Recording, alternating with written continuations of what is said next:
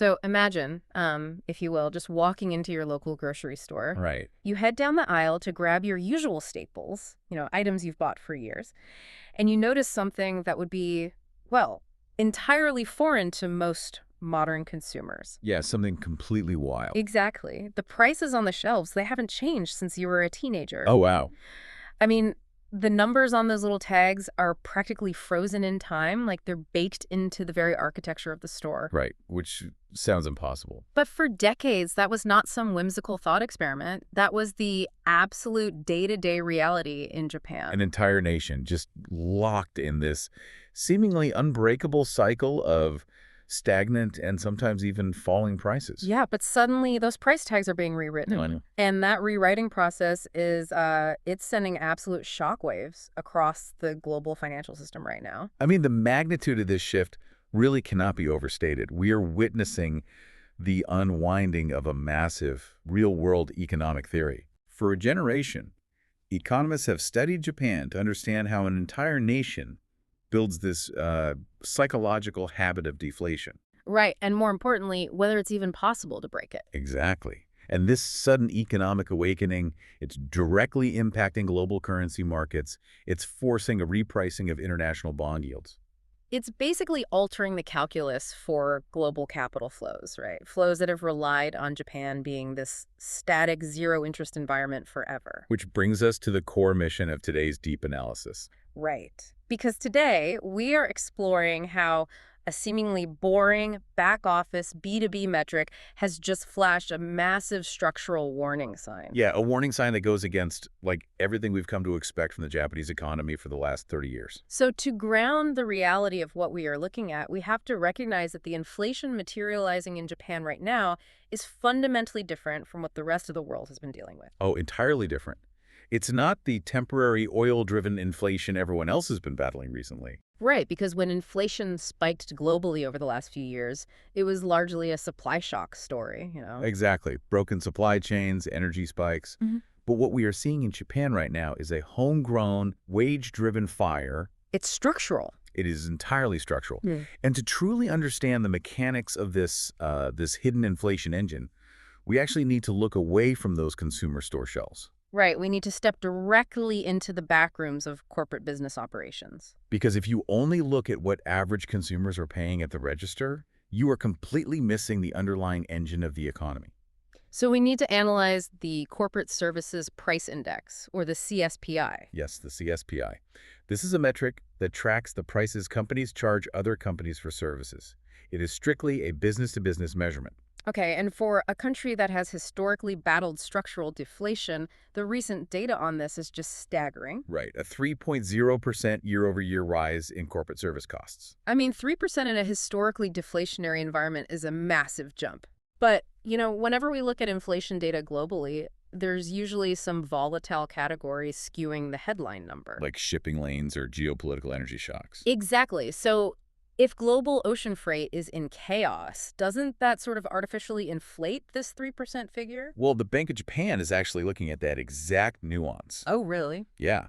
When you completely strip out volatile international transportation costs, the index still sits at a robust 2.5% year-over-year increase. Okay, wow. So it's not just ships. Not at all. The price pressure is spreading systematically across Japan's entire business service economy. So what are the specific sectors driving this? The data shows significant sustained price increases in worker dispatching services, so essentially corporate temp agencies and staffing, Right. as well as hotel operations and commercial real estate leasing. Okay, so we are essentially looking at the foundational operating costs of the entire corporate sector. Exactly. Think of it for the listeners like the prep kitchen costs at a restaurant. I like that analogy. Right. Like before a final meal ever reaches a diner, the restaurant has to pay for the raw ingredients, the line cooks, the commercial rent, right? And if the foundational cost of simply running that kitchen goes up by nearly 3%, Yeah. those costs are eventually going to flow downstream. They have to. They can't just eat that cost forever. No, those costs do not simply evaporate. When a hospitality group faces higher baseline labor costs, or a logistics firm pays a premium for warehouse space. It compounds. Right, it compounds as it moves through the supply chain, and eventually it reaches the end user. But wait, the math doesn't really add up here, does it? What do you mean? If corporate foundational costs are surging by 3%, why is the core consumer inflation, the headline CPI that everyone usually tracks, currently sitting at a 4-year low of just 1.4%? Ah. Like, somebody somewhere in the chain has to be eating that cost difference, right? Well, the discrepancy comes down to massive government intervention. Really? Yeah. That 1.4% consumer CPI figure is fundamentally an illusion right now. Wow, an illusion. How so? The government has deployed aggressive fiscal levers to artificially suppress the headline number. Okay. They have implemented massive, renewed energy subsidies paid directly to utility providers to keep residential power bills down. Oh, so the consumer doesn't see the real price of power. Exactly. And on top of that, they've introduced widespread free public school lunches. Wait, free public school lunches? Yeah. These fiscal policies are acting like almost like a localized anesthetic, Masking the pain. right? Masking the true underlying heat of the economy from the average household. So the average person feels like inflation is practically non-existent. Yes, but the central bank understands this manipulation. Of course they do. They are looking straight past that artificially softened 1.4% CPI and focusing almost exclusively on the much cleaner, unmanipulated signal coming from the 3% B2B data. Okay, but I mean, the government might be suppressing the consumer feeling of inflation, but that sets up a brutal collision course, doesn't it? A huge collision course. Because these businesses are accumulating 3% cost increases in the background. Right. And when they finally attempt to pass those costs on to consumers who have been insulated by subsidies, consumers who think inflation is practically gone, they're going to hit a brick wall. A massive brick wall of demand destruction. Exactly. And, that exact fear hitting a brick wall of consumer demand destruction is the defining psychological barrier that dictated Japanese corporate behavior for the last 3 decades. Ah, so this is the core reason Japan remains stuck in a deflationary trap. Yes. When you realize that, the 3% CSPI data reveals a massive psychological breakthrough. So we're looking at a fundamental shift in the actual corporate mindset. A total paradigm shift.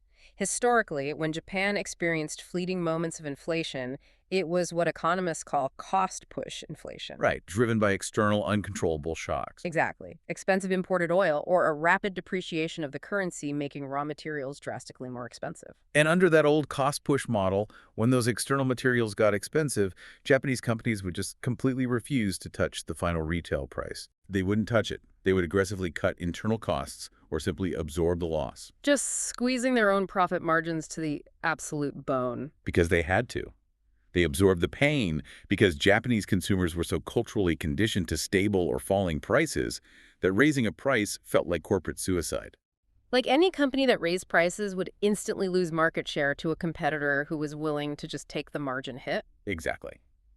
But this new data proves the economy has shifted from that external cost-push model to an internal, domestic, wage-driven inflation model. So companies are finally taking those higher operational costs and passing them on to clients. They are, and this is actually the Bank of Japan's ultimate dream scenario. Holy, a dream scenario. Yeah, they are trying to engineer a sustainable virtuous cycle. Oh, right. The mechanics of that virtuous cycle being nominal wages rise, giving households more actual purchasing power. Which empowers companies to finally exercise pricing power without destroying demand. Which leads to higher corporate profits, which in turn funds the next round of wage increases. Exactly. It feeds itself. It's fascinating because the old deflationary mindset essentially functioned as a massive nationwide corporate staring contest. Ah, that's a great way to put it. Like an entire country's business sector staring at each other, watching their internal costs rise, but absolutely terrified to blink first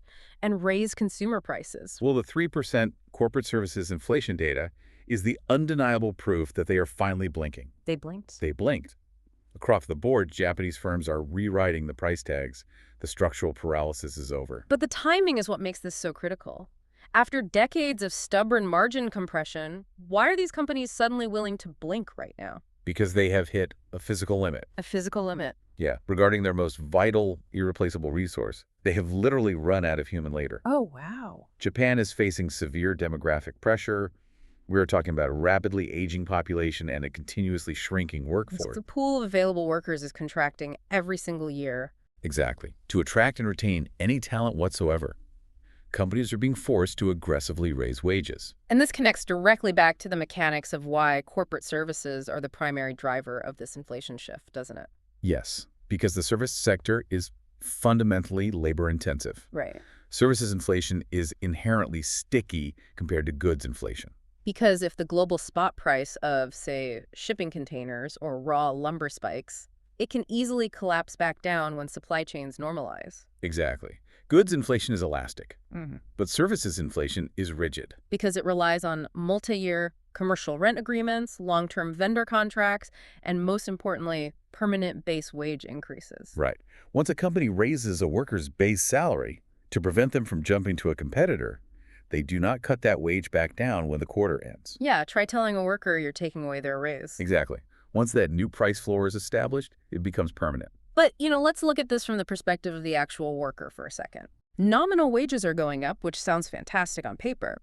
Sure. But if these sticky service costs, the rent, the utilities, the B2B services, are permanently rising at 3%, is this actually a victory? That's the big question. Right. Because if inflation outpaces the wage gains, real wages go negative. Yeah. And this whole dynamic just becomes a trap that slowly crushes household purchasing power. This is the exact dilemma keeping the Bank of Japan awake at night right now. I bet. The transition from deflation to inflation is highly volatile.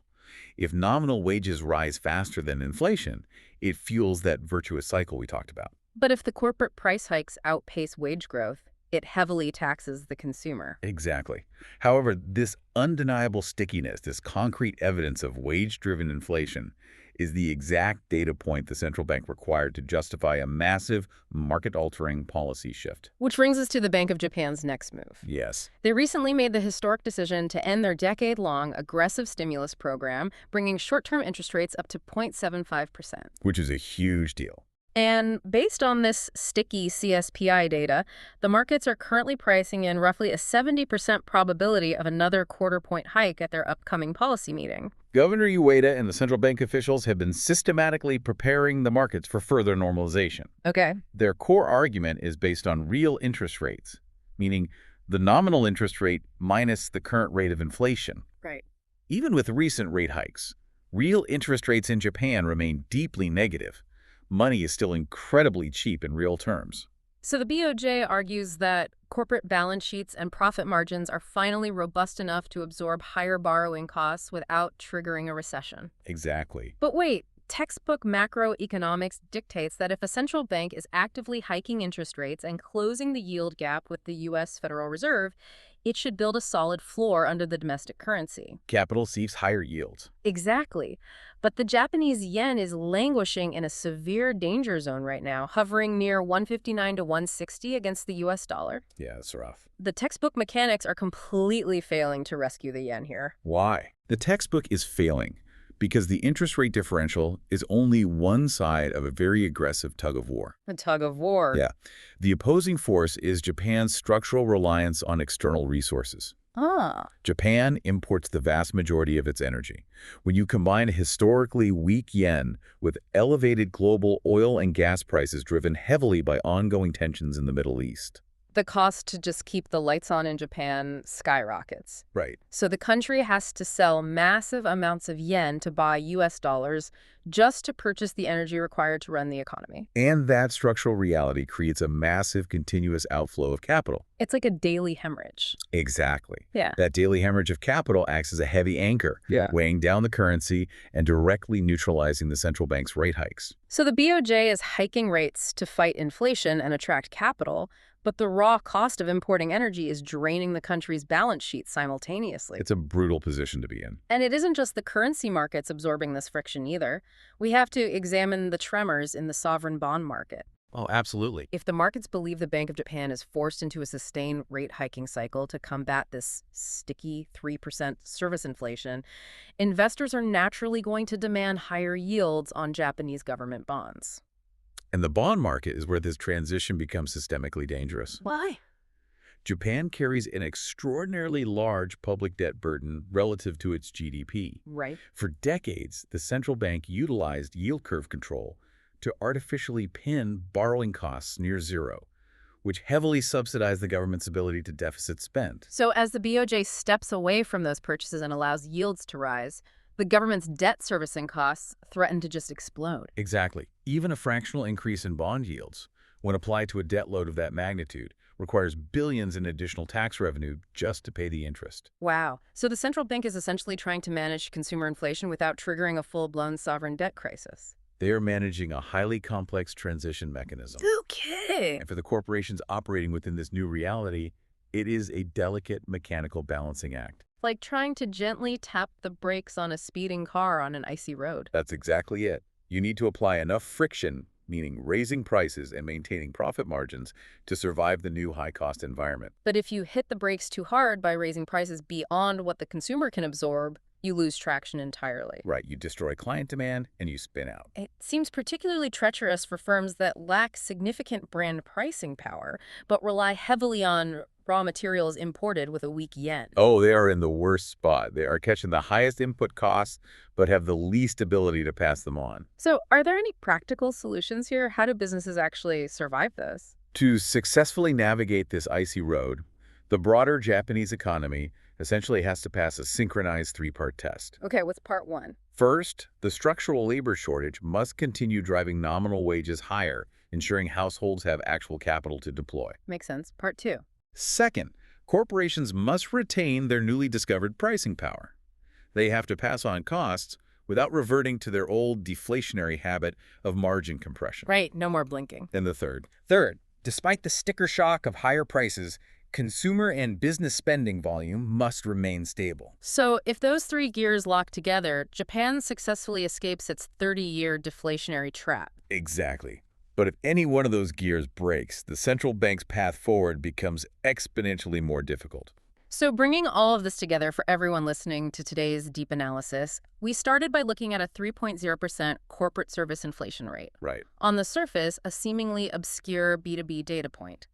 But as we've explored, this number is the death knell of a decades-old economic psychology. The corporate staring contest has officially ended. Yeah. The demographic reality of a shrinking workforce has made labor costs permanently sticky, forcing companies to pass on expenses. And the Bank of Japan is rapidly running out of runway to delay further rate hikes. Right.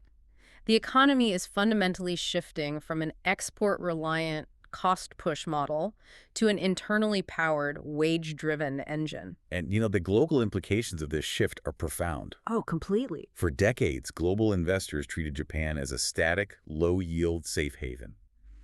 A dynamic, inflationary Japan fundamentally alters how international capital flows are deployed. Institutional investors are probably already recalibrating their portfolios to account for a Japanese economy that actually generates yield. Absolutely. Right. Furthermore, the structural mechanics unfolding in Japan right now will serve as a critical case study for central banks worldwide. Right, regarding the undeniable relationship between demographic decline and sustained inflation, which leaves a lingering, highly consequential thought for you to consider as we wrap up. Yeah.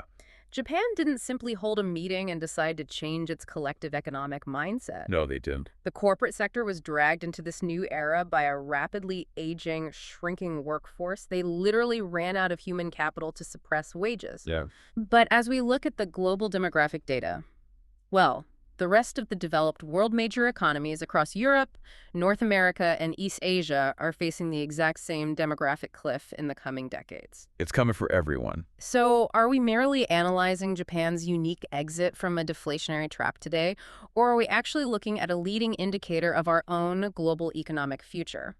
It's a huge question. Keep that in mind the next time you walk into a store. Look at the price tags and consider the true cost of the labor required to keep those shelves stocked. Until next time, keep questioning the numbers.